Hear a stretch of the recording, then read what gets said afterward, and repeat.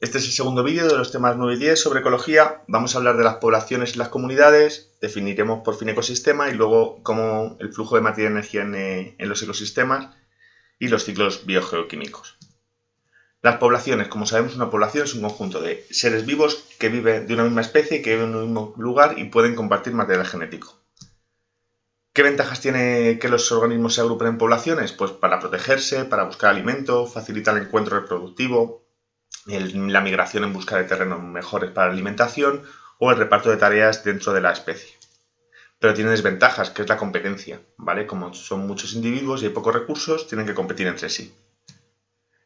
Las poblaciones normalmente se dividen en grupos y se dividen en grupos o bien porque expulsan sustancias repelentes, muy propio de las plantas, que expulsan una población, un compuesto químico en el suelo y solo pueden salir miembros de esa población, o bien mediante territorialidad, las peleas entre manadas de leones, manadas de lobos, por su zona de caza.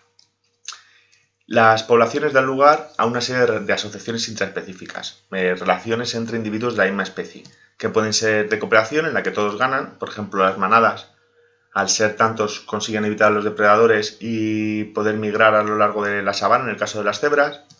Luego tenemos de competencia, ¿vale? Las morsas pelean para mantenerse como macho alfa y al final de la paliza que se dan, pues aunque el que gane se quede como macho alfa, sale perjudicado porque también sale herido. Y también de transporte pasivo, son relaciones que se producen porque un agente externo, el viento, el agua, junta a los individuos en un lugar sin ningún tipo de intención, ¿vale? Por casualidad. ¿Cómo es la cooperación intraespecífica? Pues como os he dicho, facilita supervivencia y pueden ser asociaciones temporales o permanentes. Tipos de cooperaciones intraespecíficas tenemos las coloniales, que o bien todos los individuos descienden del mismo progenitor, los corales, un coral empieza a tener clones y forma un arrecife, o bien son asociaciones de individuos independientes como el volvox o la carabela portuguesa, que son asociaciones de seres vivos que se juntan por alguna razón, sin ningún tipo de vínculo genético. Luego tenemos las familiares, en las que hay relaciones genéticas y está muy relacionada con la cría de la descendencia. Aquí podemos diferenciar según la relación en parentales, aquí tenemos los dos pingüinos, ambos progenitores con la descendencia, matriarcales, que es la madre con la descendencia, muy típica por ejemplo de los osos, en el que la osa se encarga de criar a los osegnos, o filiales, que son solo los hijos, muy típica de peces, se eclosionan todos los huevos de una puesta y ese conjunto de peces forman un cardumen que viaja junto para evitar a los depredadores. Y luego, según el número de progenitores, pueden ser monógamas, como los pingüinos que hemos visto, una única pareja se encarga de su cría, polígamas, en el que un macho tiene varias hembras, o poliándricas, en el que una hembra tiene varios machos. Este ave es el quebrantahuesos y una hembra tiene varios machos alrededor con los que se reproduce según ella decida. Luego tenemos las relaciones estatales, en las que hay una jerarquía y solo hay una hembra progenitora, es muy típica de los insectos sociales y puede haber diferencias anatómicas. Esta es una reina de una termita, ¿vale? Y aquí tenemos las termitas obreras alimentándola para que ponga huevos. Y luego tenemos las gregarias, que son grupos temporales que tienen para un fin común. Por ejemplo, la migración de los mamíferos por el Serengeti, ¿vale? Van siguiendo la lluvia, donde está la época de lluvias, allí van los animales para poder alimentarse. Bueno, seguimos con las comunidades. Una comunidad es un conjunto de poblaciones que viven en el mismo territorio y se relacionan entre sí. ¿Por qué se caracterizan? Porque tienen una especie predominante, ¿vale? Que por su abundancia o por su función suele dar nombre a la comunidad. Esto es un pinar, ¿vale? Estos son todo pinos y como son los que más se ven, se denomina así la comunidad. Luego tiene una estratificación, es decir, se organiza la parte abiótica en diferentes niveles. En los bosques hablamos de estrato arbustivo, en el medio los árboles, el estrato arbóreo y la copa de los árboles, los que viven en la tierra se les llama sustrato herbáceo, que andan por el suelo. En el suelo hay también bacterias, insectos y demás, y luego estrato subterráneo, topos y otros animales que viven bajo tierra. En el mar hablamos de la zona fótica, de la zona basal, donde ya no llega la luz, pero no está el fondo del mar, y luego de la zona abisal, que está muy cerquita del fondo del mar y donde solo viven ciertos organismos adaptados a la presión, ¿vale? Porque tienes 3 kilómetros de agua encima, tienes que estar muy adaptado a vivir bajo mucha presión. Luego tiene unos límites difusos, ¿vale? Porque en las comunidades los animales se desplazan, los seres vivos se desplacen y pueden pasar de un sitio a otro. Cuanto más biodiversa es una comunidad, más estable es. El bosque mediterráneo, cuando tiene una estabilidad con sus depredadores de distintos tipos, linces, mustélidos, águilas, halcones, sus herbívoros, sus diferentes plantas, es mucho más estable que si solo hay encinas y todavía no hay una componente animal que pueda polinizar, fertilizar y demás. Y luego pueden ser alterados las comunidades por la acción humana, ¿vale? La deforestación del Amazonas o de gran parte de África modifica profundamente y de forma irreversible las comunidades que vivían ahí. Dentro de las comunidades, pues lo que se dan son relaciones interespecíficas, relaciones entre especies, entre individuos de distinta especie. Que pueden ser, por un lado, beneficiosas, que alguno se beneficia, o bien perjudiciales. Las perjudiciales, que son el parasitismo, la depredación y la competencia, lo vamos a ver en la siguiente diapositiva. Respecto a las beneficiosas, los matices son delgados, hay que tener cuidado porque una cosa es el mutualismo, las dos ganan, pero es una asociación que no es permanente, pero sí condiciona la supervivencia, ¿vale? Las anémonas y el pez payaso. El pez payaso es inmune al veneno de las anémonas, vive dentro de sus tentáculos y evita que nadie se coma esas anémonas. Pero la anémona podría cambiar el pez payaso y si el pez payaso no está, la anémona podría morir porque se la come. Luego tenemos la simbiosis. En este caso, la unión es tan fuerte que la supervivencia está condicionada. Es decir, si no están los dos simbiontes, no se sobrevive. El caso más común de endosimbiosis es el líquen, ¿vale? En el líquen tenemos hongo, ¿vale? Tejidos de fúngicos de los hongos y luego en medio algas. Sin las algas el hongo no puede vivir, sin el hongo las algas no pueden vivir. Es decir, la supervivencia está condicionada a la presencia del otro y viven dentro. Un simbionte vive dentro de otro simbionte. Las algas viven dentro de los hongos. Y ectosimbiontes cuando el simbionte vive fuera o en los conductos de otro simbionte. Un ejemplo muy típico es la flora intestinal que vive en nuestros intestinos. Sin esa flora intestinal no tendríamos vitaminas y podríamos fallecer. Luego tenemos el comensalismo, en el que uno gana y el otro no ni pierde ni gana. Por ejemplo, los carroñeros se alimentan de restos de seres vivos, el que está muerto ya no pierde. Entonces, un ejemplo de comensalismo es el inquilinismo, en el que un individuo vive dentro de los restos de otro individuo o sobre otro individuo sin molestarle. Y el último ejemplo de relación interespecífica beneficiosa es la protocooperación. Los dos ganan, pero no existe una relación íntima entre los simbiontes. Las flores y los insectos. Esta flor está siendo polinizada por una abeja, pero podría ser polinizada por un abejorro, por un colibrí, quiere ser polinizada y existe una relación de cooperación. La abeja se alimenta y la flor es polinizada, pero puede ser polinizada por otras especies. No existe un vínculo estrecho entre los dos simbiontes. En cuanto a las relaciones negativas, ¿vale? Volvemos, las beneficiosas ya las hemos visto, las perjudiciales. Tenemos el parasitismo, tenemos un parásito que es el que gana y un hospedador que es el que pierde. Normalmente el parásito busca un equilibrio para no matar al hospedador, porque entonces ya no puede sobrevivir. Tenemos ectoparásitos externos, el ejemplo más típico es el espiejo, esto es una pulga también, que también es un parásito externo. O endoparásitos, hay un error, es con D. Por ejemplo, el que pueden vivir dentro de las células o fuera. Aquí tenemos unas células infectadas de Plasmodium, de la malaria. Entonces el parásito está viviendo dentro de las células, pero un virus de la gripe vive dentro de nuestro cuerpo, es un endoparásito que nos provoca una enfermedad. Se alimenta de nosotros y nosotros perdemos y nos enfermamos. También aquí os he puesto un dibujo de una tenia, de una solitaria, que es un gusano que vive en el intestino de los seres humanos también. Tenemos la depredación, en el que el depredador se alimenta de la presa, la puede matar o no matar. Tenemos aquí unos peces, a unos delfines cazando probablemente sardinas. Y además en la depredación, en la supervivencia, si no hay presas, los depredadores desaparecen. Y si no hay depredadores, las presas son demasiadas y se contagian enfermedades. O sea que existe una relación de supervivencia entre el depredador y la presa. Y por último la competencia, que es que tenemos un recurso escaso. Por ejemplo, las palomas y los gorriones se pelean por el pan que le tira la gente. Y esto da lugar a la adaptación de las más adaptadas. El gorrión es más listo y es más rápido, pero la paloma es más fuerte. Y a veces le dan unos picotazos a los gorriones que no veas. Entonces compiten por un recurso, ¿vale? Seguimos subiendo en complejidad y tenemos los ecosistemas. En el ecosistema está formado tanto por los seres vivos como los factores ambientales o abióticos del lugar donde viven esos seres vivos y de las relaciones que se establecen entre ellos, tanto las bióticas entre seres vivos como entre seres vivos y los factores ambientales. Vale, aquí tenemos una dehesa, típico ecosistema español. En un ecosistema tenemos varias partes. Tenemos por un lado el biotopo, que es la parte física, y la biocenosis, que son los seres vivos. Tenemos un bosque con sus animalitos, pues el biotopo será la temperatura, la humedad, el sustrato del suelo, el aire, y la biocenosis serán los animales que viven sobre estas condiciones ambientales.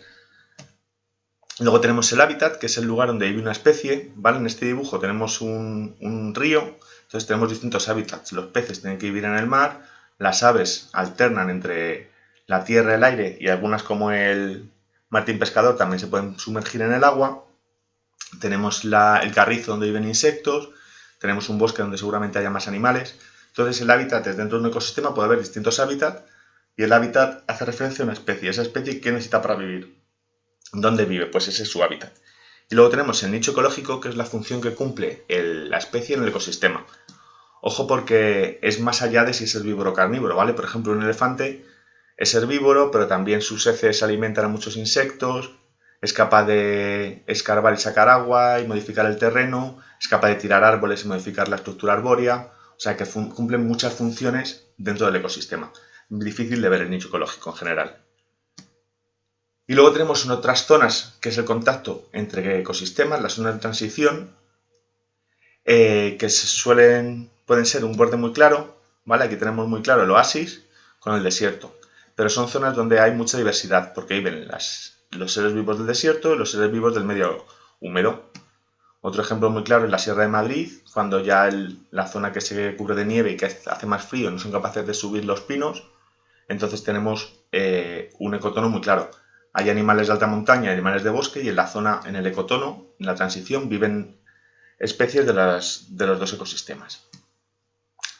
Pasamos a esta parte es un poco más como física, de la biología, en donde vemos el flujo de materia y energía dentro del ecosistema. La materia y la energía forman todo el universo, y como componentes básicos del universo también pasan por los ecosistemas. En los seres vivos tenemos materia orgánica, los ácidos nucleicos, glúcidos, lípidos, proteínas, y materia inorgánica, el agua y las sales minerales. Y además, los autótrofos son los organismos que se encargan de transformar la materia inorgánica en materia orgánica. ¿Cómo es el flujo de materia y energía? Pues el flujo de energía, como veis, entra y sale, mientras que el flujo de materia se mantiene en un ciclo, ¿vale? ¿Esto qué quiere decir? Pues que la energía llega principalmente del Sol, los organismos autótrofos, la biocenosis, lo transforma en energía química, y esa energía química fluye por el ecosistema, y una parte de esa energía se pierde en forma de calor para realizar las funciones vitales. Así que decimos que el flujo de energía es abierto. Entra todo el rato energía del Sol, sale todo el rato energía en forma de calor. En cuanto a la materia pasa del biotopo a la biocenosis, de la parte inorgánica a la parte orgánica, gracias a la acción de los seres vivos. Y en este proceso de transformar materia inorgánica en materia orgánica, degradamos la energía, transformamos la energía química en energía calorífica que se pierde. Entonces, como los materiales se reutilizan constantemente, hablamos de un flujo de materia cerrado, ¿vale? La materia, salvo algún meteorito que cae de forma puntual, no varía dentro del planeta, va pasando del biotopo a la biocenosis y de los seres vivos a la materia inerte. Los ciclos de la materia. Estas dos imágenes las vamos a ver rápido. Tenemos, por ejemplo, la materia, las plantas autótrofas. Los organismos autótrofos se encargan de transformar, gracias a la energía del Sol, la materia inorgánica en materia orgánica. La materia orgánica lo usan los herbívoros, lo usan los carnívoros, y cuando tanto los productores como los herbívoros como los carnívoros mueren, dejan sus restos para que las bacterias y los hongos lo degraden y transformen esa materia orgánica en inorgánica, que vuelve a ser aprovechada por las plantas, por los organismos autótrofos, para hacer materia orgánica. O sea, aquí tenemos el ciclo dentro de la cadena trófica, ¿vale? Del productor pasa al herbívoro, del herbívoro al depredador, y de todos los restos de los tres son alimento para los descomponedores. Por otro lado, el ciclo de la energía, tenemos la entrada del Sol, ¿vale? La luz entra en el ecosistema a través del Sol. Los organismos autótrofos almacenan la energía lumínica en energía química que pasa a través de él la cadena trófica. Volvemos a lo mismo, del productor al herbívoro, del herbívoro al carnívoro. Y luego los restos de los tres, es decir, los restos del productor, del herbívoro y del carnívoro alimentan a los descomponedores que o aprovechan esa energía a los restos de los seres vivos para sobrevivir. En todo este proceso se pierde energía. Las plantas pierden energía para realizar sus funciones vitales, igual que los herbívoros, igual que los carnívoros. Y además los descomponedores también pierden energía en forma de calor al realizar sus funciones vitales. O sea que tenemos una entrada a través del sol, la fotosíntesis se acopla a la energía en forma de energía química, la energía química fluye por la cadena trófica, pero en todos los escalones de la cadena trófica, productores, herbívoros, carnívoros y descomponedores, se pierde energía para realizar las funciones vitales. Bien, los ciclos biogeoquímicos están relacionados con la materia, y la materia está formada por elementos químicos, como bien sabéis. Estos elementos químicos, los más importantes para la vida, son el oxígeno y el hidrógeno, que son muy abundantes y forman el agua, y luego el carbono, el hidrógeno, el nitrógeno, el fósforo y el azufre, que se encuentran en las biomoléculas, ¿vale? Las moléculas que componen la materia orgánica. Los elementos químicos se encuentran tanto en forma de materia inorgánica como en forma de materia orgánica y existe una transición entre un estado y otro. Entonces, los ciclos biogeoquímicos lo que muestran son los cambios de un elemento químico en los ecosistemas, las transiciones desde sus reservas a su forma orgánica y viceversa, cómo va fluyendo la materia de ese elemento químico a lo largo del ecosistema. Vamos a ver los 4 que tocan. He usado casi siempre las fotos del libro y les he tuneado un poco para que lo veáis más claro. Por un lado tenemos las reservas, donde hay mucho carbono. Pues tenemos el CO2 de la atmósfera, la materia orgánica que es rica en carbono, rocas, carbonatos, por ejemplo la caliza, o hidrocarburos como el petróleo, el gas natural o el carbón, y luego en los océanos disueltos también hay carbono. ¿Cómo pasa de un sitio a otro? Ahí tenemos las transiciones. Por un lado, la fotosíntesis. La fotosíntesis hace que el CO2 atmosférico pase a ser carbono orgánico. Luego, durante la cadena trófica, como hemos visto, el carbono pasa de productores herbívoros, de herbívoros a carnívoros de distinto grado y luego a los descomponedores. Y por respiración, el carbono orgánico se transforma otra vez en dióxido de carbono. Aquí tendríamos como el ciclo interno: fotosíntesis, cadena trófica, respiración. ¿Qué pasa? Que los descomponedores, los restos de la materia orgánica, lo pueden redistribuir. Por una parte, vuelve al ecosistema como carbono que aprovechan los organismos autótrofos que cogen sales del suelo, o también lo puede transformar en rocas inorgánicas, ¿vale? Tanto en rocas carbonatadas como en hidrocarburos. Este sería el ciclo grande. Luego hay un equilibrio entre el dióxido de carbono que hay disuelto en el mar, en los océanos, con el que hay en la atmósfera, que eso cuando hay mucho en la atmósfera, una parte entra en los mares para compensar ese desequilibrio. Y luego tenemos el paso de las rocas a la atmósfera, que puede ser por incendios, que es principalmente materia orgánica, que pasa carbono a CO2 atmosférico. También el uso de hidrocarburos por parte del ser humano, el uso del petróleo, carbón y gas, nos ha provocado la emergencia climática al incrementar el dióxido de carbono que hay en la atmósfera. Y también son muy importantes los procesos geológicos. Eventos geológicos como volcanes. Durante una erupción volcánica se emite mucho dióxido de carbono, ¿vale? Que también es dióxido de carbono que estaba almacenado en rocas y pasa a estar almacenado en la atmósfera.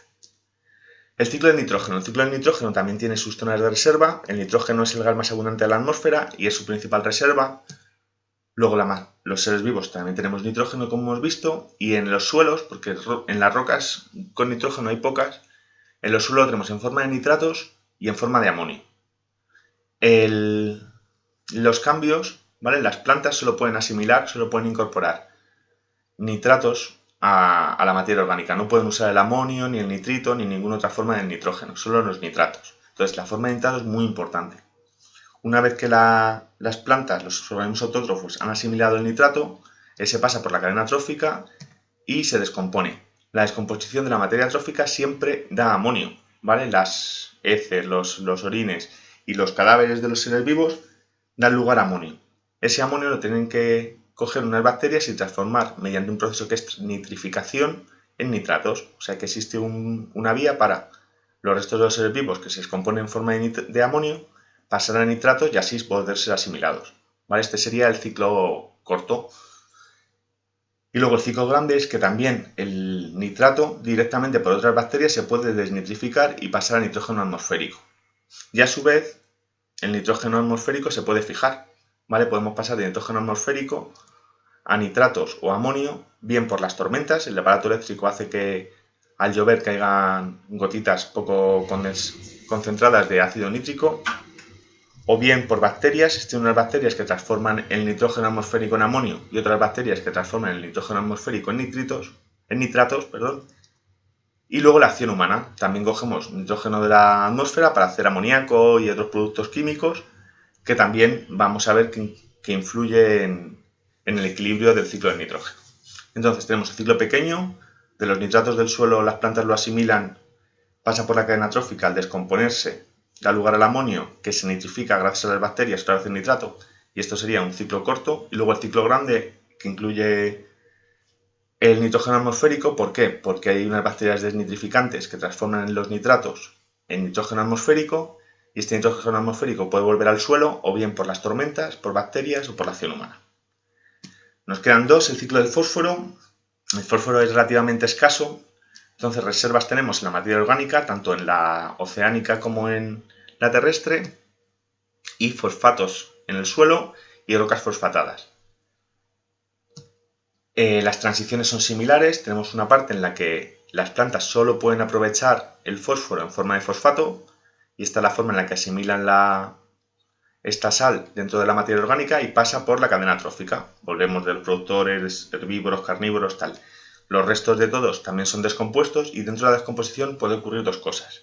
O bien puede volver a formarse fosfatos, o puede darse la litificación, es decir, restos orgánicos se transforman en rocas. Estas rocas se disuelven y pueden aportar fosfatos al medio acuático. Y del medio acuático puede volver a la tierra gracias a las aves pescadoras, ¿vale? Gaviotas, albatros y demás, y también gracias a migraciones como la de los salmones. Como sabéis, el salmón vive toda la vida en el mar y luego va a morir a los ríos donde pone sus puestas. Entonces, en ese proceso también se aporta fósforo. Volvemos a lo mismo, hay un ciclo corto de asimilación, cadena trófica, descomposición, y un ciclo grande en el que hablamos ya de cuando se transforman en rocas, cómo se diluyen y cómo vuelve ese fósforo que estaba en los mares a la tierra. Y por último el azufre. Aquí no se habla del libro porque no me gustaba mucho. Las reservas es el dióxido de azufre atmosférico. También los seres vivos tenemos azufre. Hay un anión que es el anión sulfato que se encuentra en los suelos, y luego rocas sulfatadas como la pirita que se encuentran en el interior de la tierra. ¿Cómo pasa de un sitio a otro? Pues nos vuelve a ser la cadena corta con el ácido sulfídrico también, que es la forma en la que se degrada. Las transiciones. Volvemos a lo mismo, la asimilación, los sulfatos pasan a la materia orgánica, las plantas solo pueden usar el azufre en forma de sulfato, ese sulfato pasa a través de la cadena trófica y se descompone. Al descomponerse, el sulfatos, los restos orgánicos, se descomponen en forma de ácido sulfídrico. Ese ácido sulfídrico puede pasar por acción bacteriana a sulfatos o puede pasar por acción bacteriana a rocas sulfatadas. Si pasa a rocas sulfatadas, son necesarias erupciones volcánicas que devuelven el azufre a la atmósfera en forma de dióxido de azufre. Y este dióxido de azufre vuelve al suelo a través de la lluvia. Vale, aquí volvemos otra vez, como siempre, al ciclo corto dentro de los seres vivos y luego un ciclo largo relacionado con la lluvia y las erupciones volcánicas. Esto es un poco lioso, lo veremos en clase con calma y como siempre apuntaros las dudas y las trabajaremos. Un saludo.